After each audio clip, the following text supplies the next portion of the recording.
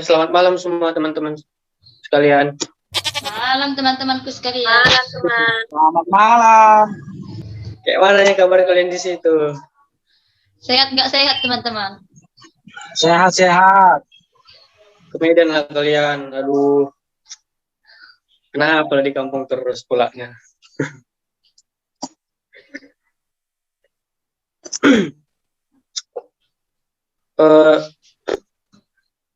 Jaringannya udah semester berapa nih kalian ini? Kores sudah semester berapa Kores? Semester 7 Nor. Nah, tujuan mengumpulkan kita semua di sini. Aku mau nanya sama kalian, kayak mana ya cara penulisan skripsi yang betul? Soalnya aku mau nyusun juga ini. Ada yang udah siap, udah mulai skripsinya tuh. Si inilah bang, si kawan kita Usrita bang, dia Selasa udah sempok. Mungkin bisa lah dijelaskan sedikit penulisannya. Terus tahu dulu gimana caranya, gimana apanya. Iya. Ya, harus bagi dikit ini.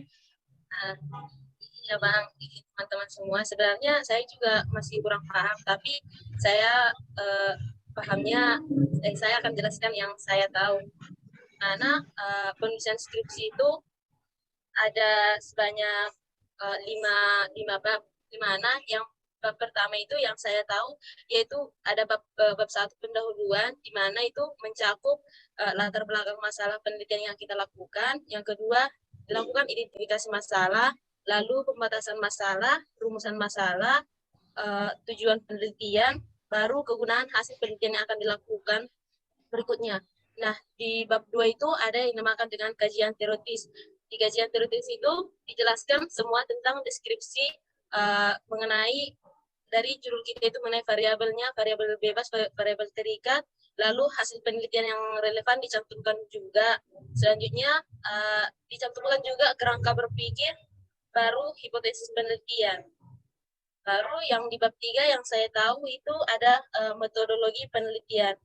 Nah, karena saya berhubung masih ini Bang, masih melakukan bab 3, jadi saya menjelaskannya sampai bab 3 masih tahu Bang. Kalau teman-teman yang udah tahu sampai bab 5 bisa di-share lah Bang, biar makin ngerti gitu Bang.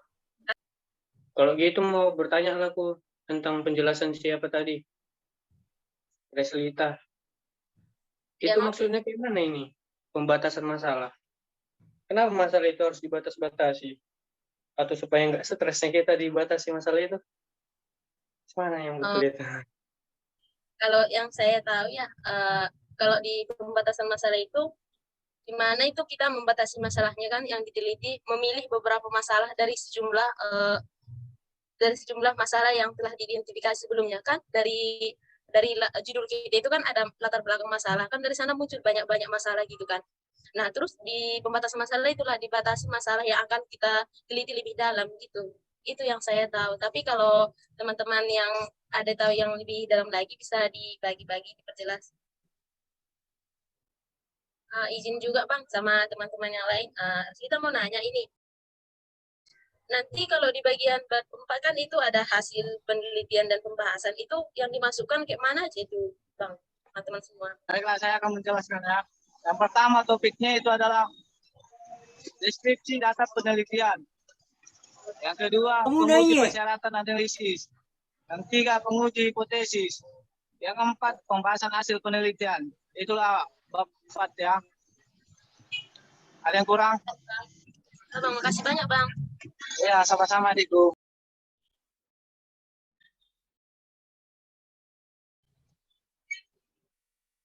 Bab 2 itu kan ada tertulis kerangka berpikir kan?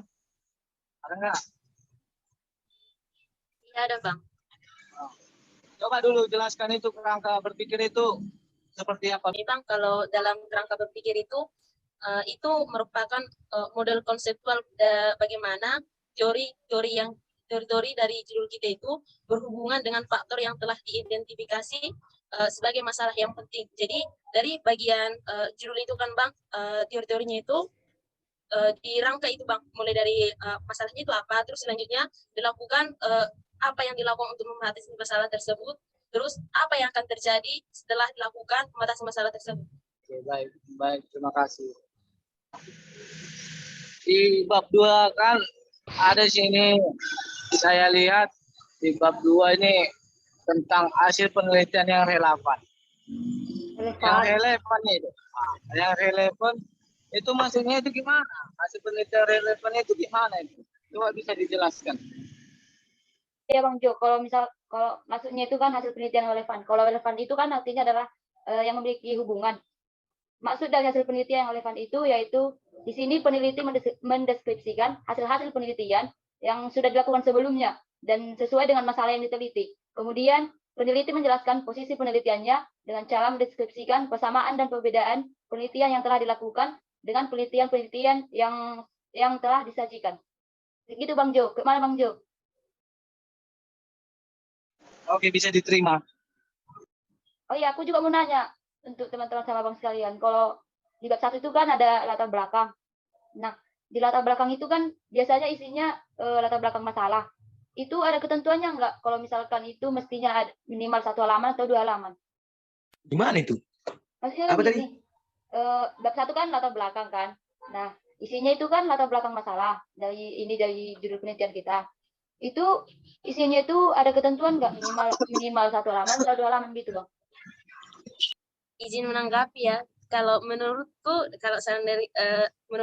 kalau di latar belakang itu bebas sih seberapa dalam masalah untuk penelitianmu tuangin semua. Jadi nggak ada istilahnya minimal segini, maksimalnya segini. Itu yang saya tahu. Tapi kalau teman-teman yang lain mau nambahi, silahkan. Kalau menurutku pun itu udah benar. Yang kata Sureslita tadi itu bebas mau berapa banyak halaman dia. Yang penting pembahasannya itu nggak lari dari masalah yang dibawa siapa tadi, peneliti tadi. Aku nih mau nanya lagi. Boleh nggak nanya? Boleh, Bang. Boleh? Boleh, Bang.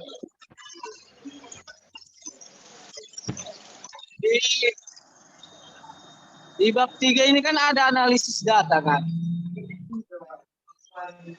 Teknik analisis data maksudnya, Bang? Iya, teknik analisis data. Nah, ada kan? Ada, Bang. Pertanyaan aku apa sih analisis data itu? Nah, kalau analisis data itu kan sebuah proses investigasi atau pembersihan dan pemodelan data yang menggunakan yang menginformasikan kesimpulan dari data-data kita kan Bang. Nah, kebetulan kalau analisis data yang saya lakukan karena saya memilih studi literatur Bang, jadi saya nggak langsung ke penelitian langsung gitu Bang, saya melakukan penelitian dari jurnal-jurnal sebelumnya Bang. Jadi kalau analisis yang saya lakukan di penelitian saya, yaitu saya mencari jurnal dari yang relevan, cukup relevan, dan paling relevan. Nah, selanjutnya dari jurnal yang relevan itu, saya memperhatikan penelitian, di mana penelitian yang paling lama itu 10 tahun terakhir. Lalu di analisis juga, saya selanjutnya langkahnya itu membaca abstrak dari setiap jurnal-jurnal yang sudah saya ambil, apakah permasalahannya itu terkait sesuai dengan yang saya bahas gitu Bang. Nah, setelah saya lakukan hal tersebut tadi, saya menyusun informasi ataupun kutipan yang didapat secara sistematis, sehingga dengan mudah sewaktu-waktu dapat diperoleh jika diperlukan. Itu, Bang. Pas, Dek, pas. Udah bisa lah itu, udah bisa itu, Dek. Terima kasih, Bang. Di sini saya akan mau bertanya kepada si Joshua. Tolong dijawab ya, Jos.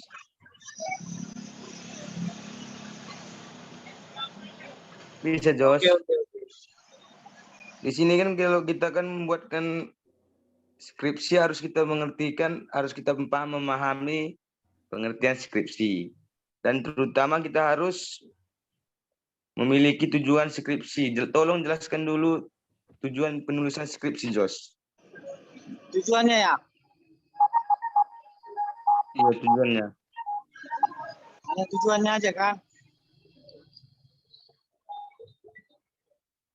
Tujuan penulisan skripsi itu ada 5. Apa bisa didengar? Jelas Bang, jelas. Tujuannya itu ada 5. 1.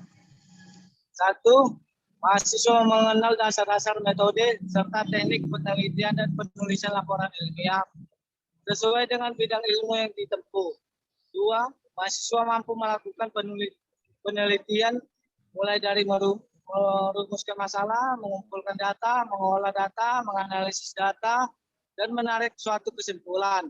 Yang ketiga, mahasiswa memiliki kemampuan dasar menyajikan laporan ilmiah di depan masyarakat ilmiah. Yang keempat, menumbuhkan dan menumpuk keuletan, ketekunan, kejujuran mahasiswa, dan mengumpulkan kebenaran ilmiah melalui penelitian. Yang terakhir, yang kelima, membantu mahasiswa menyampaikan, menggunakan, mengaplikasikan ilmu dan pengetahuan yang diperoleh menjadi suatu sistem yang terpadu untuk pengembangan ilmu. Ya, menurut saya cuma hanya 5 saja. Bisa dimengerti? Bisa, Jos, bisa. Di sini saya ingin menjelaskan di bab 5 ya. Di bab 5 itu kan ada daftar pustaka dan lampiran. Daftar pustaka itu penelitian penulisan sejumlah nama pengarang berikut judul buku yang telah dikutip pada isi skripsi dengan menggunakan kaidah penulisan karya ilmiah berdasarkan standar. Lampirannya itu peneliti melampirkan semua keterangan yang mendukung skripsi dengan asumsi bahwa memasukkan suatu keterangan pada daftar lampiran adalah untuk menghindari terganggunya uraian dalam bagian utama skripsi. Nah, itulah dari pengertian dari lampiran-lampiran di akhir bab 5 itu. Daftar pustaka dan lampiran. Apakah sudah bisa dimengerti? Bang, Apakah ada yang kurang?